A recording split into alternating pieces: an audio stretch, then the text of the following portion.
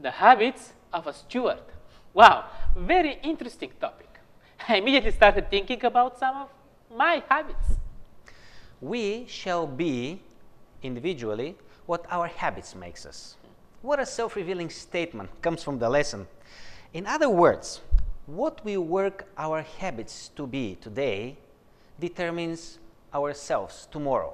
And not tomorrow, but even for eternity. So what are some good habits we can adopt as God's stewards? This is the topic of our study this week. We can't afford to carefully think about everything that we do all day long. Many things are instincts, routines, habits that we have built through the years. They can help us on the way to success or to disaster. It used to be one of parents' greatest responsibility to cultivate good habits with their kids. But we don't have much time today, do we? So in the context of the lesson, what are some habits that, if you build them, can help us to be better as stewards of what God has entrusted us, which is our family, our possessions, our time, the opportunities around us, and so on. And let me just spell it out just from the beginning of the lesson. It might look a little bit trivial or nothing new at first, but for me personally, it has moved me to reconsider and to renew some of my values in my personal life. Right from the beginning, we're reminded that it's always good to build a habit so that we can start our day with God. It's an amazing opportunity to experience His presence, and not only in the morning, but throughout the whole day. Simple prayer or a thought of connect with God is what sets the scene for a better day. We complain that we don't have time. And you'll never have unless we build it into our daily routine, unless it becomes a habit that we don't have to think about, to plan it, but it to be natural and instinctive. We know the theory. Put God first. Don't have other gods. First, seek the kingdom of God and His righteousness. But struggling with the challenges of the day, our focus shifts.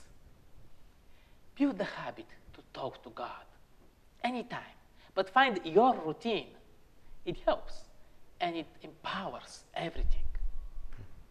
The world today believes in a philosophy expressed in live your life for today, because who knows if you're going to be able to enjoy it tomorrow.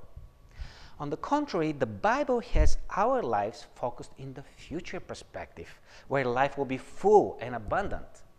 The second coming of Jesus for us is the ultimate focus of our direction. Always looking a step ahead of us in the future is what separates us from many other people, and this is how we manage life and we make decisions. And strangely, knowing that Jesus is coming back again gives us a feeling of contempt and satisfaction, which this world seems to be kind of short of. However, we have to be also very and extremely careful of becoming a Waco, Branch Davidian, prophecy extremists and fanatics. We still live in this world, and we better stretch our hand to them, not isolate ourselves. It can get ugly if the focus is shifted away from Jesus and placed on apocalypses, persecutions, and so on.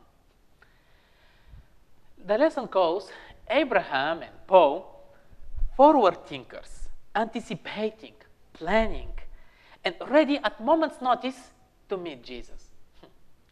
Successful people plan and strategize.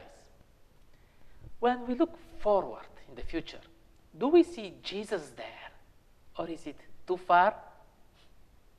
Breaking everything down through the prism of the returning Jesus changes and defines what we do. The lesson reminds us that we live in the kingdom of time, whatever time means. For sure we know that there is no going back, and there is no teleportation back, and there is no reliving it again. So we better choose wisely how we go about with our moments in our personal lives. And I hope you have made your steps today. If you stop moving, you're going to get to the point that you're not going to be able to move. So keep your good habits of exercise going. Okay, you have touched two separate habits that the lesson covers here. Use time wisely and keep a healthy mind, body, and soul. They are called habits, but they seem more like good principles on which to build our habits. Using time wisely. Sounds so simple and so huge and difficult at the same time. We should at least stop regularly and ask ourselves, okay, am I wasting time? Can I do better? And try routines that can help. In regards to health, we can spend hours talking about mind, body, and soul. But I'm sure that we will agree that we do need good habits to keep us moving, help us eat and sleep on time, and so much more. We do need this as stewards too. The last habit that the lesson brings to our attention is called sophronismos, which is the Greek word for self-discipline.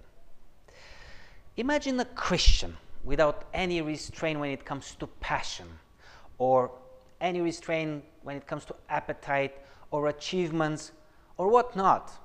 These are all good habits and they're needed in life. However, only when they're in good measure.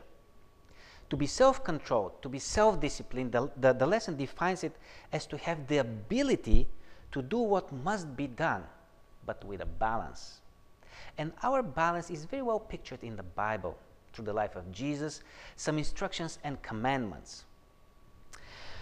At the end, in conclusion, our habits are what we do without thinking it. We just do it. It's good and bad. It's bad because our habits becomes our decisions, want it or not. But it's good when our habits are shaped according to Jesus' character. We could feel that it's too much, too unrealistic and difficult to do all this stuff. But it's about taking the first step and communicating with God, asking Him to help us build our habits, reshape them so that our lives and daily experiences can be more fruitful and enjoyable. So to summarize, seek God, look for the returning of Jesus, use time wisely, keep a healthy mind, body, and soul, and self-discipline. We are wrapping up the study next week with the results of stewardship.